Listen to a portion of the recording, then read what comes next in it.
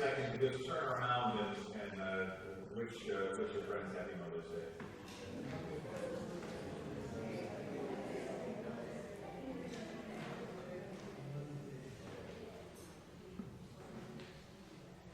It's so good to see you all here today. The weather has cooperated so far, which is good. We're so excited to have Reverend Al back with us today. We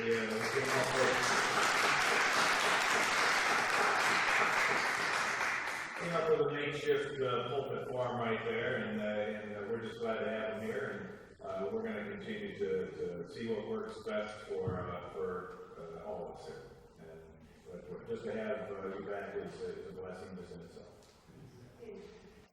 Sally, I didn't see you. I know you came back last week, but I'm happy to see you again. I'm not going to make you play happy birthday to yourself. Is there anybody else that has a birthday this week or this past week?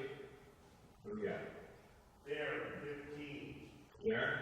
Darren, come on out here. Darren's turning 15. Who do we have? Paige, 12 on the 12th. Okay, golden birthday. Head down with embarrassment. That away. So happy birthday, Paige. Happy birthday, Darren. Happy birthday, Sally. Happy birthday to you. Happy birthday to you.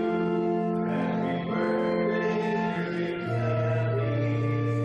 Happy birthday to you. We have any announcements to come before the church? So every year, I usually take the collection and for the MS walk, and the church usually matches it. The MS walk is actually this next Saturday, 6 days from now. So there's a jug in the back. If you please consider dropping a few bucks in there on behalf of MS. I know it's very near and dear to a lot of us. It touches a lot of our families that have it. I don't know if you know Annette has MS. I don't know if you guys were aware of that. Tina? Right, Tina? Sorrel? Your sister's Tina, right? And Reverend, you were treated wondering if MS might be one of your afflictions. So MS does affect so many lives. So if you consider giving a donation to MS, and then I'll turn it in on the church's behalf Saturday when we do the walk at the Wicker Park. So thank you for that. Sorry, any other announcements? Hey, don't forget we're having a picnic, and we're going to have members of the church towards the end of June 25th or something like that. And we're also doing a picnic as well. So that's going to be a fun day. And then if you have any graduates, see Pat and make sure we get them in the bulletin and in the newsletter. That's going to be coming out next month as well. And we'll be celebrating graduates June 4th. Thank you. Okay. If there's nothing else, then let's go ahead and get started with this morning's call to worship. Today we celebrate our mothers, grandmothers, aunties, and all the women who have loved us. We remember with deep gratitude all the ways they demonstrated their love for us.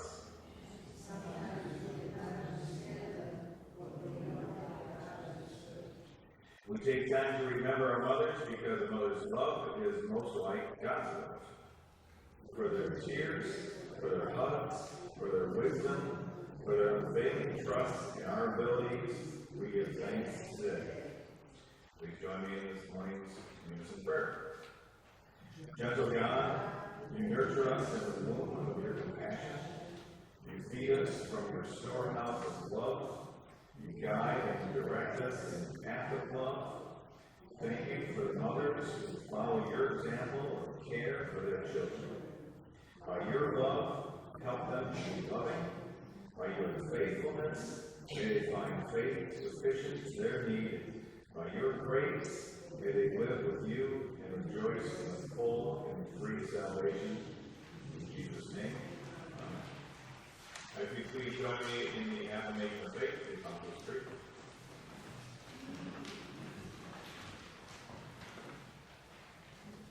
I believe in God, the Father Almighty, maker of heaven and earth, and in Jesus Christ, his only Son, our Lord, who was conceived by the Holy Spirit, born of the Virgin Mary, suffered under Pontius Pilate, was crucified, dead, and buried. He descended into Hades. The third day he rose again from the dead. He ascended into heaven, and sitteth on the right hand of God the Father Almighty. From thence he shall come to judge the quick and the dead. I believe in the Holy Spirit, the Holy Christian Church, the communion of saints, the forgiveness of sins, the resurrection of the body, and the life everlasting. Amen.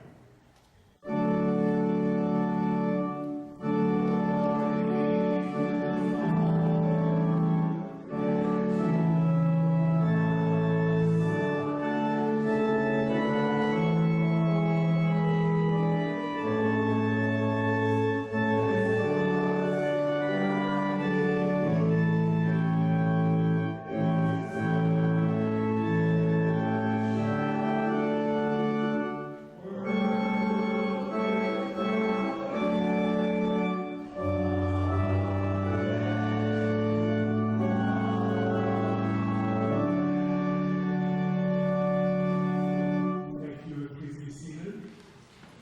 And as you can see, I'm fresh back from my little 5-week vacation.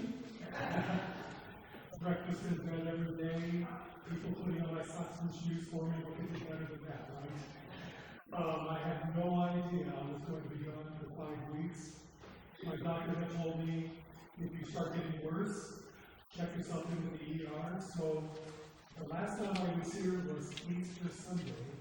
And the day after Easter, I tried calling my doctor over and over. Finally left a voicemail. He called me back the next day and said, sure enough, if you get any worse, check yourself into the ER. So Janet rushed me up to Rush Hospital. And I didn't even think they would keep me because I thought they'd run a couple of tests, maybe send me home. They kept me for a whole week, 7 days actually. And not only that, but they gave me the same treatment they'd given me twice before that didn't work. But they said, we just have to do something, so we're going to try again. And then, instead of discharging me, they said, we're going to discharge you to acute rehab. And what that is hospitalization. 4 weeks at the Shirley Ryan Ability Lab in Chicago for intensive physical therapy and occupational therapy.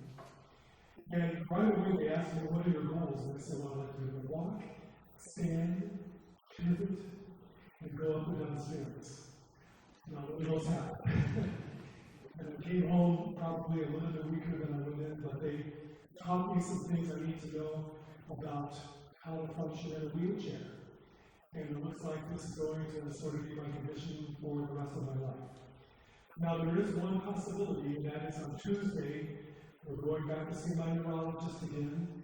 And while I was at Shirley Ryan, I said, now that I've got all these new doctors, is there any way you could look at my case and see if possibly you could tell me what the diagnosis is, because nobody seems to know what happened, or why it happened, or how it can be treated. And they said, well, better yet, Northwestern is right across the street, some of the best neurologists in the world. So we could maybe arrange for you to have an appointment over there and meet with a neurologist, maybe get some fresh eyes on your case.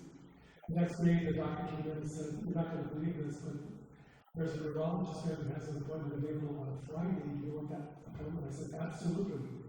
So Friday, Jenna came, rolled me over there in the wheelchair to meet with Dr. G, whose last name is unpronounceable, but it starts with a G.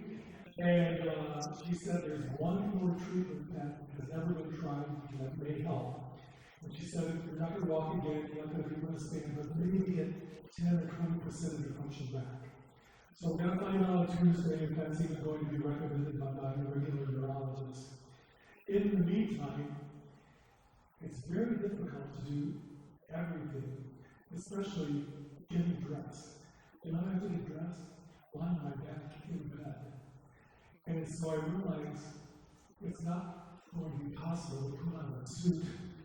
So I ordered this clergy shirt, it's called a clergy shirt, where the buttons are concealed under a flap, and there's a little insert that goes here in the collar, which I may wear for Halloween, but I'm not going to wear it on Sundays because I'm not a priest.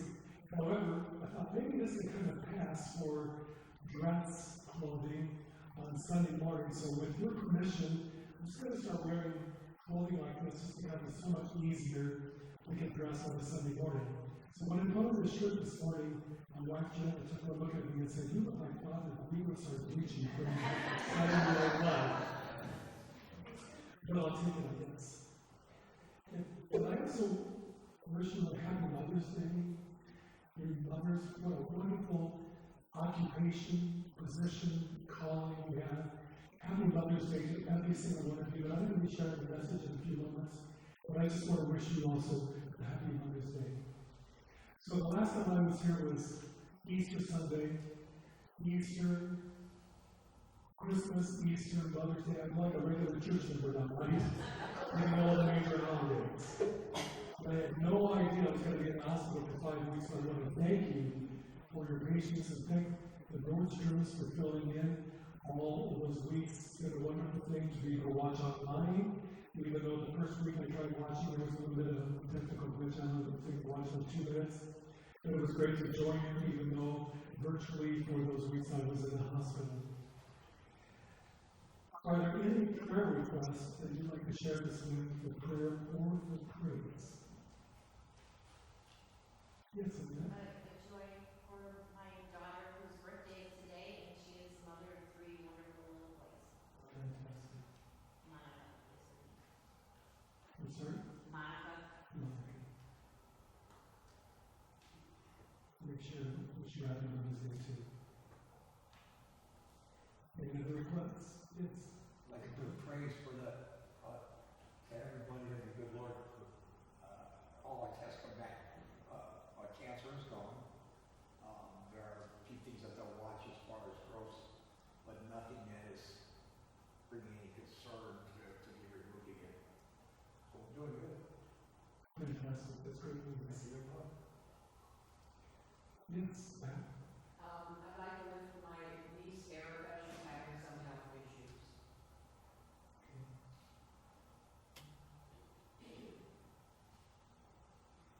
Yeah, Ron? I would just like to offer up thanks to the Virgin Mary this morning. Very well. Any other requests?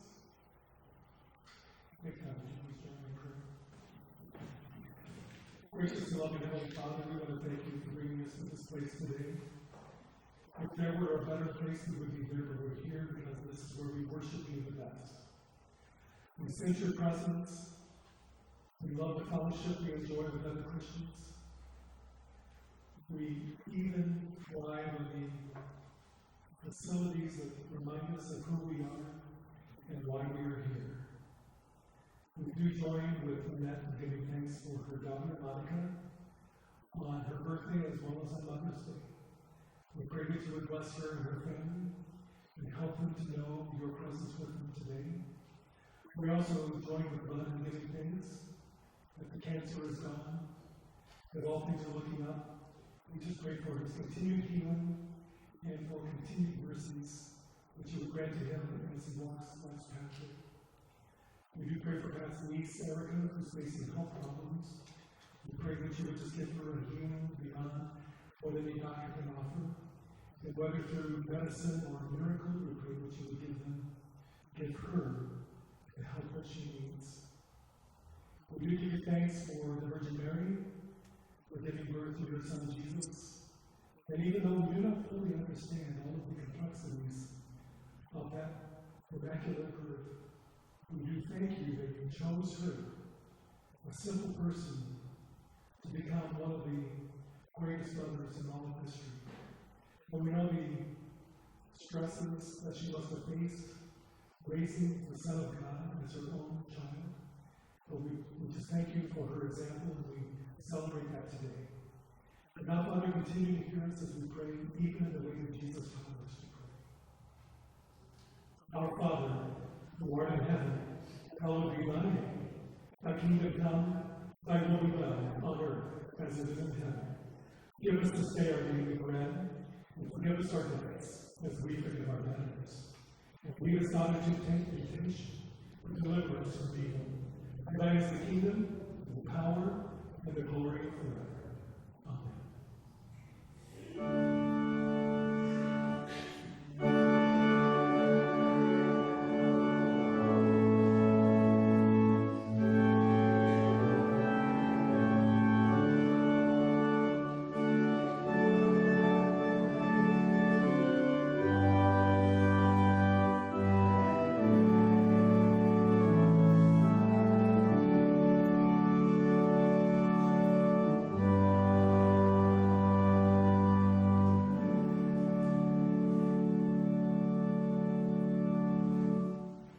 As Dave mentioned, we will have a special offering for Ines.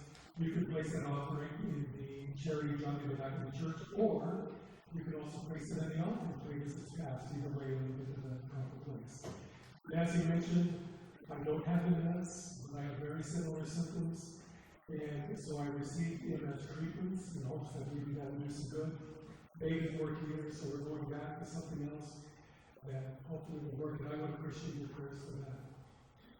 So I'm going to tell you a couple of stories I saw on Facebook this morning. Just a couple of funny stories. And let me say up front, it's okay to laugh after I share these stories. It's okay to laugh.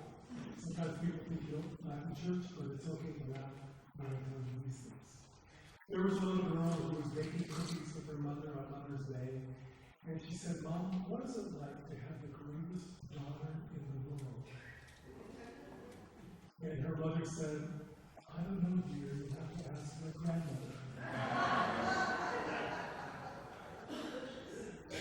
And the other story is a man sitting back in his lazy boy, and he said to his wife on Mother's Day, "You know, today's such a special day. Why don't you clean the house and cook a big meal and invite a bunch of people over so you can relax and enjoy Mother's Day for once?" So we have a lot of fun on Mother's Day, and we tell a lot of stories, but the fact is, Mother's Day is a day worth celebrating because it demonstrates the power of love. These stories, others like him, tell us the irreplaceable presence mothers have in the family. They cannot be replaced. And when you lose a mother, it's a terrible loss, even though your mother may have been up in years and may have been incapable of providing much to your family. Still, there's a presence that she brings, and that's the power of love. So today, I would like to focus our thoughts on a wife and a mother from the Old Testament who found herself standing at the crossroads of life, not knowing which direction to go. This woman from the Old Testament was Jesus' great, and we say that word 25 times, grandmother, whose story God shines into our lives today. And by the way, I was hoping my voice would come back to normal by today. It's not back to normal yet. It's still kind of raspy and hoarse and strained. But hopefully that makes an improvement too. And thankfully, this is a pretty good mic. So can you all hear me and see me okay? Janet's on the back row. She's nodding yes, so hopefully this will work out. So again, we're talking about Jesus' great 25 times grandmother. Her name is Ruth, and a beautiful book from the Old Testament bears her name. Her story starts with a famine in the city of Bethlehem. And you know that sometimes hunger makes people do desperate things? Well, there was a famine in her land. And in this case, it sent a man and a woman and their 2 sons away from Bethlehem to live in the distant country of Moab, where it was said that food was abundant. This woman's name was Naomi. And they did travel to Moab, and they found food there, but they also found some misfortune. Naomi's sons married Moabite women, and then her husband, Naomi's husband, suddenly died. And then in quick succession, the two sons also died. So Naomi was left with her two Moabite daughters-in-law as her only family. And those two women were named Ruth, and listen to this, Orpah. Does that name sound familiar to you? Orpah? Did you know that Oprah Winfrey was actually named Orpah when she was born? Because so many people pronounce it Oprah, she just went with that for the rest of her life. But literally she was named after Orpah, Ruth's sister from the Old Testament. So the two husbands of Ruth and Orpah died, as well as Naomi's husband, and so Naomi decided to return to Bethlehem. And when she did, Ruth insisted on returning to Bethlehem with her, even though she was not from Bethlehem originally. And what she said was, where you go, I will go. And where you stay, I will stay. Your people will be my people, and your God, my God. And you know, sometimes as we plan weddings, a bride will want these words used in the service, not realizing that Ruth said this not to her husband, but to her mother-in-law. Wherever you go, I will go. Not to her husband, but to her mother-in-law. Well, they went to Bethlehem, and they set up housekeeping there. They were very poor, but Ruth was young and attractive, and all of a sudden there was a development that changed their lives forever. While they were there, Ruth met a young man by the name of Boaz, who was a bachelor, and the bachelor was a member of Ruth's deceased husband's family. Ruth fell in love with Boaz, and Boaz, she learned, was very kind. And Ruth was so impressed with his concern that she couldn't help but be attracted to him. But who was this Boaz? The story is told of a young man who decided to propose to his young love. And he said to her, sweetheart, I may not be rich like Jerome Green. I might not have a yacht like Jerome Green. I may not drive a Rolls Royce like Jerome Green, but I love you and I want to marry you. Will you marry me? And the young lady said, well, I love you too, but tell me more about this Jerome Green. And Ruth probably said to the young lady, tell me a little more about this young man named Boaz. And enthusiastically, Naomi began to tell her that Boaz would be a perfect match for her. And now, with Naomi's encouragement, Ruth put her love to work. Quiet, inactive love would never have won over the timid Boaz, who was afraid to make the first move. Ruth knew that she needed to put her love to work. So one night, she dressed herself in her best clothing, and she made clear to Boaz that she was interested in him, and that was all the encouragement that Boaz needed. Very quickly, the arrangements were made for them to get married. And sure enough, they were wed, and the great-grandson, and after they were married, they began to have children, and their great-grandson was David, the king. As I said earlier, 25 generations later, Jesus, the King of Kings, was born. Ruth's life is the story of love at work. And let's face it, sometimes love has to be put to work. It has to work itself out in life, or its effect will never be known. Ruth got along very well with her mother-in-law. She gained favor with others who were working in the field with her. She gained a good name in Bethlehem, even though she was a stranger there. And she began to win friends and influence other people. Whether it was the relationship with her mother-in-law, or the eligible bachelor, or her friends, Ruth strengthened her love by putting it to work. You know, we live in a day and age where we begin to think that love is accidental. It's something you fall into love or you fall out of love. When we talk about love at first sight, we have shows on television called The Bachelor bachelorette where the actors are made in just the course of a TV show. And when love happens, we assume it's going to be final and permanent, and that only the details need to be worked out.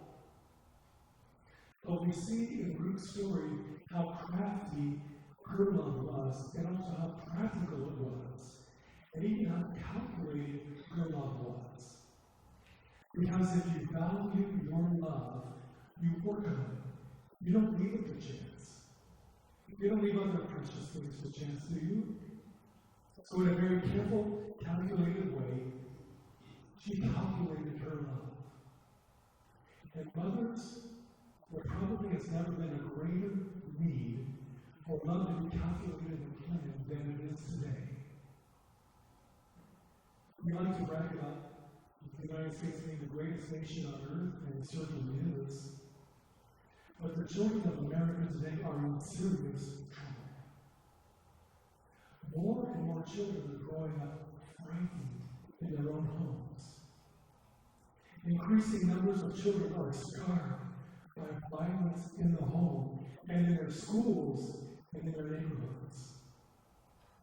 3 out of 4 teenage suicides occur in households where a parent has been absent. 80% of adolescents in psychiatric hospitals came from broken homes. Studies indicate that 5 out of 6 adolescents in the criminal justice system came from a family in which at least one parent has been absent. Children living apart from a biological parent are 20 to 40% more vulnerable to sickness. And the out-of-wedlock rate of births reached nearly 80% in some urban neighborhoods. 80%. Families teach us our first lessons in responsibility and how to get along with others. Families teach us the first lessons in relationships, both in private as well as in public life. Within the family, we learn to identify ourselves and we learn to love, first ourselves and then others. It is in our family that we learn to trust others and depend upon other people. We learn to form expectations of others and hold others accountable as well as to hold ourselves accountable. These lessons of trust, discipline, self-restraint, and love are all part of family life. But only when our love is intentional, when our love is put to work. There are few things more appreciated in a family than an unexpected kindness, or a surprise compliment, or something that affirms your children. Love will grow hands and feet, and it will be real when we put it to work. Love in the abstract, just words in the distance, quickly fade away. But actions, plans, ideas, schedules, gestures, touches, all of these things are containers in which real love may be carried. I remember years ago when my son graduated from high school, I decided to take him on his own senior trip to the eastern seaboard. So we began in Virginia Beach, where we rented a recumbent bike and rode up and down the boardwalk of Virginia Beach. We drove up the eastern seacoast all the way to Boston, where we rented a motorcycle, and we rode that motorcycle through the White Mountains of New Hampshire and Vermont and Maine. It was a fantastic trip. But along the way, we decided to go into Manhattan to just kind of do a little sightseeing there. And as you know, if you've ever been to Manhattan, you have to pay a toll no matter how you get there. There's a toll booth every which way into Manhattan. So back in those days, when I traveled, I didn't even take a credit card. I used to take cash. Did you used to travel that way? Just take all the cash you needed for a trip. So I had all the cash I needed, I thought, for this trip. And when we got to that toll booth going into Manhattan, all I had left was $100 bill. So I took that $100 bill out of my wallet and I handed it to the man at the toll booth. They were like this, "No way, I'm not touching that." And I said, "Why not?" He said, "I can't break a $100 bill." And so I asked my son, "Is there any way you have enough cash to pay this toll," which I think was about $8 back in those days. And he looked at his wallet, and he managed to put together between his bills and his change $8, and I gave the man his money, and I promised to pay it back, because the toll booth would not cash a $100 bill. Has that ever happened to you, where you've been someplace where somebody wouldn't cash a $100 bill? It had to be broken down into smaller change so you could spend it. In a similar way, our love for God must be broken down into small, spendable change. I mean, do you really love the Lord? I know you do. And break your love down to small change and spend it generously with God as you give Him these gifts of small change and show your love for Him. Into that small village of Bethlehem, 2 women came walking, tired and dusty from the journey. One was Naomi, and the other was Ruth. Ruth was remembered today because she put her love to work by breaking it down to this small change so that she could spend it on loving others. She broke it down to the small change and she spent it generously. And generations later, the Lord of love was born. My grandparents on my mother's side both died years ago when I was pretty young. My brother's actually here today, Scott, and that's our grandparents. And my mother died in 2016 at the age of 92, but before she died, she gave me a copy of a letter that my grandpa baby wrote to my grandma baby when they had been married only 4 years. And it's such a wonderful letter, I'd like to share it with you today. Her name was Linda, and she wrote, he wrote, "My dearest Linda, today we have been married 4 years. So I thought I would write you a few lines on our 4th anniversary as we are not together today. But my thoughts are with you and have been all day. These 4 years have passed so quickly, it seems to me, and I have been happy these last 4 years and hope to live many, many more happy years with my darling wife. I hope that nothing will ever come between us to mar our love and happiness, for we have certainly been happy if anybody has. And though I may have seemed unthoughtful of you at times, it was not because I loved you not." And you can tell this was written in the year 1911 because we don't even talk this way anymore, do we? But isn't this a beautiful letter? It goes on, "For I do love you better than my own life, no matter how it may seem. That strong old love is there, and nothing can kill it. These 4 years have been so short and happy that it seems like a dream now. I can hardly realize that it has been 4 years since our lives were joined as one in the hotel at Richmond, Kentucky. But if it were a dream, the only reason I would want to awaken from it is to make it be a truth." And it was on, isn't that a beautiful letter for a husband to write to a wife after 4 years of marriage? This is love at work.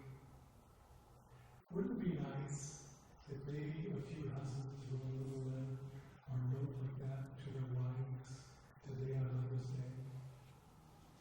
Wouldn't it be nice if a few children would write a love letter to their mothers on Mother's Day, something like that, on a day like today? What if a few mothers write a love letter to their children on Mother's Day? Wouldn't that be nice? Just remember, when a little boy or little girl thrusts his or her hand into yours, it may be smeared with chocolate or mud or ice cream, or it may be dirty from just petting a dog. There may be a wart under the right thumb, or a bandage around the little finger. But the most important thing about that hand is that is the hand of the future. This is the hand that someday may hold a Bible or a handgun. This is the hand that someday may play a church organ or hold a syringe to inject heroin. This is the hand that may gently dress a lover's wounds or tremble uncontrollably from an alcoholic mind. Right now, that hand is yours. It's asking for help. It's asking for guidance. Will you take that hand and lead that child straight to God? I hope and pray that you will, especially on this Mother's Day. Let's bow in prayer. Heavenly Father, we thank you for the example of Ruth and for what it means to us thousands of years later, and yet we can learn from everything she said and did.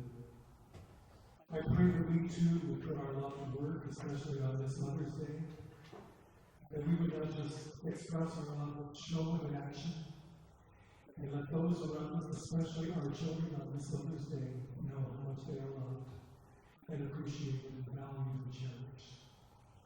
I pray that you would bless the mothers here, help them to know how special they are, and help them to know through our gifts, cards, remembrances, just how valuable they are to each and every one of us.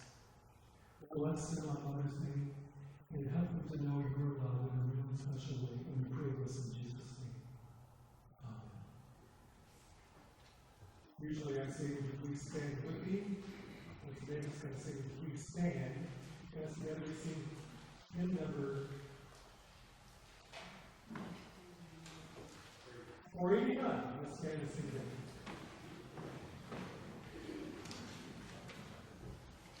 And Mr. Walker.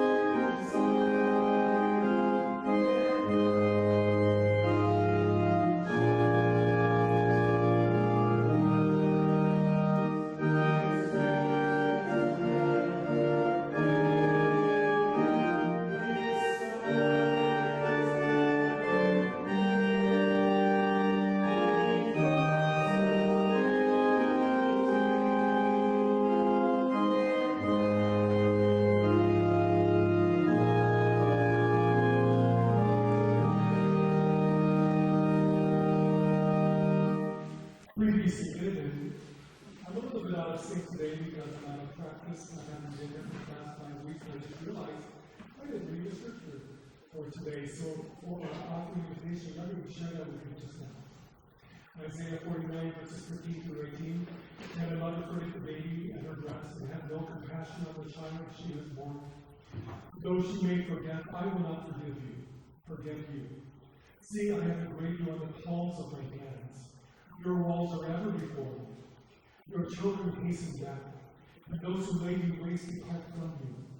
Lift up your eyes and look around. All your children gather and come to you. And surely as I live, declares the Lord, you will wear them as all as ornaments. You will put them on like a bride. And 1 Peter 3, verses 3 and 4, your beauty should not come from outward adornment as elaborate hairstyles and the wearing of gold jewelry and fine clothes. Rather, it should be that of yourself, the unfading beauty of a gentle and quiet spirit, which is of great worth in God's sight. With God's blessing, now please give generously to the offering today.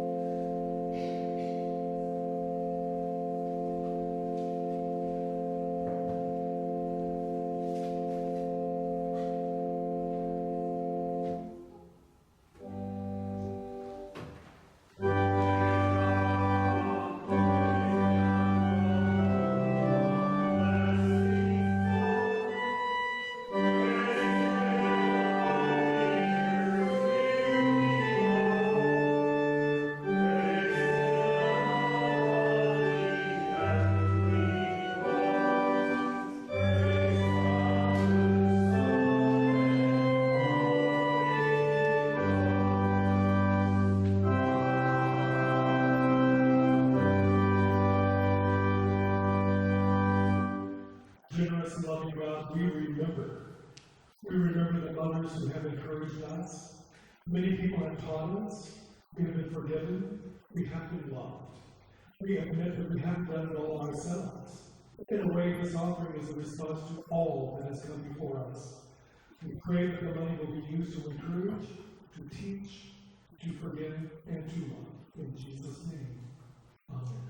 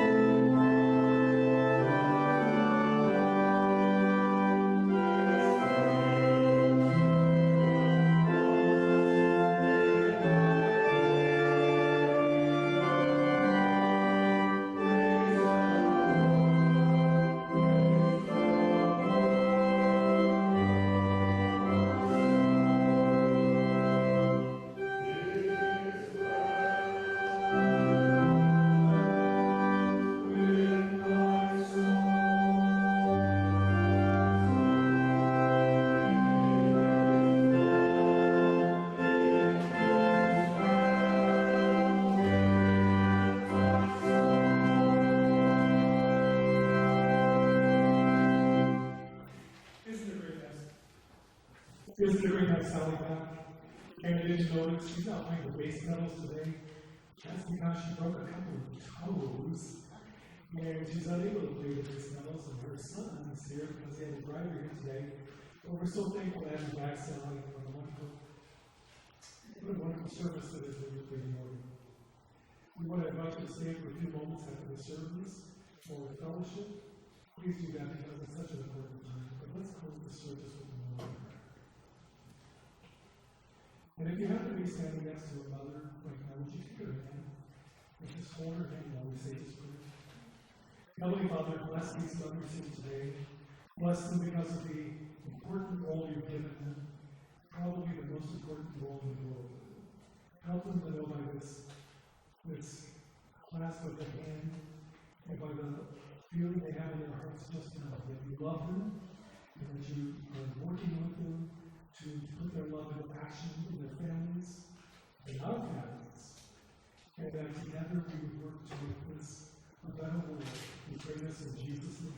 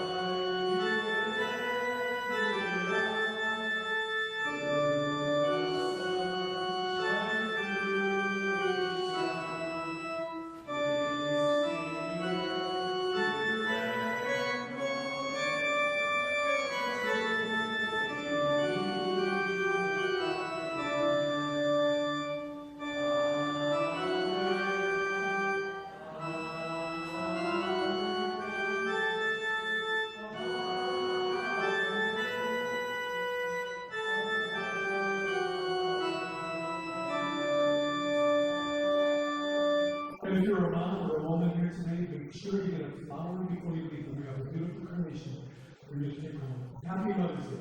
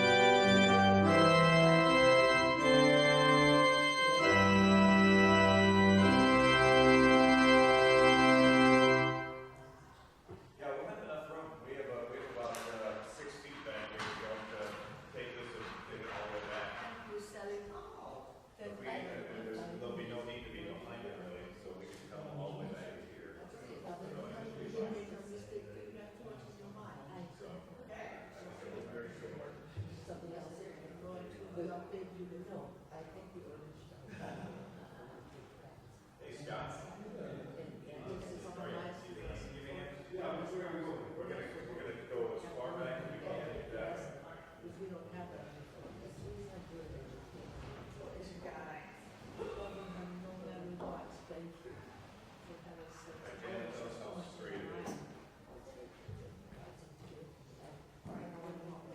Yes, you did. You did a good job. I love you, Dad. I love you too. You don't say the right thing.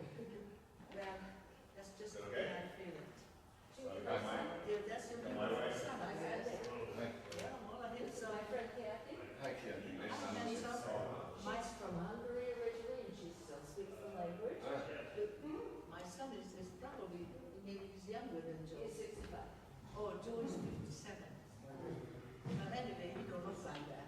He looks younger. I have a good brother had a friend of them that came from his name was George Erdos. Oh, yeah. His dad, yeah, his name was his father probably George spoke quite Oh, well. was it George? It was Frankie the whole. Yeah, right. That's probably better.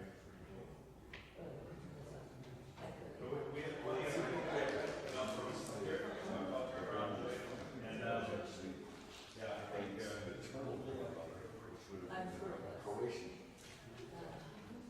I think Croatian.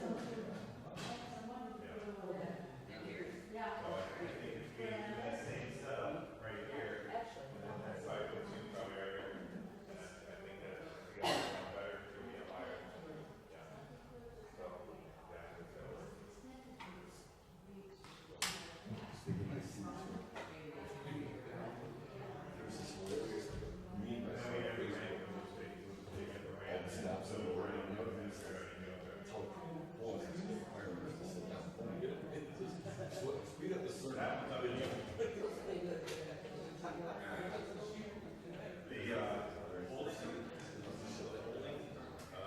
Was not visually awkward at all. You did a great job of left hand, right hand. 90% of the time, you sounded good. There was a couple times that you dropped the safety off the shelf, so that's the one advantage.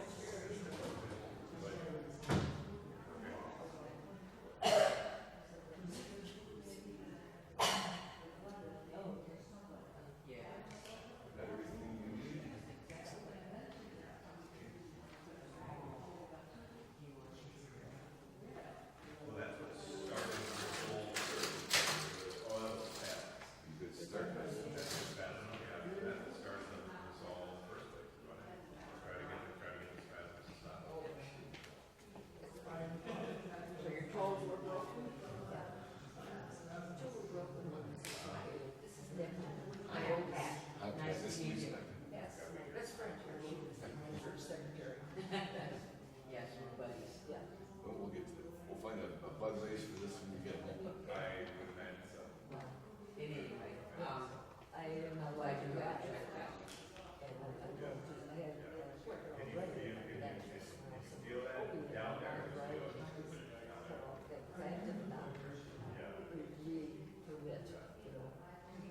So, yeah. Yeah, if you drive with your left foot, then that's tricky. You know, Yeah. with your foot over or whatever. No, I don't know, that's why I think it's the balance and everything else. It's like you must be crazy. Yeah.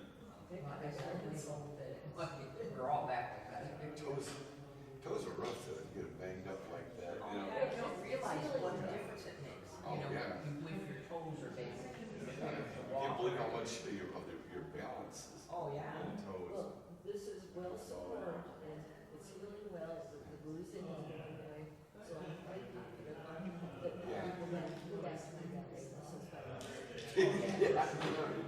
You'll be in the. Maybe not on the way. Well, I'm glad you got it taken care of. Happy Mother's Day, and nice to meet you. Nice to meet you. Ready? You would never be in a sense of Okay. rest. I'm not ready to get, you go where you gotta go, I'm just gonna, I'm I'm gonna go right around, with you. this is this one. I want you to meet Adam Lee. You know, this that Ed, I believe, in this church? No? See if I can find him. He was sitting around here with a white shirt on. He just graduated from high school, Highland High.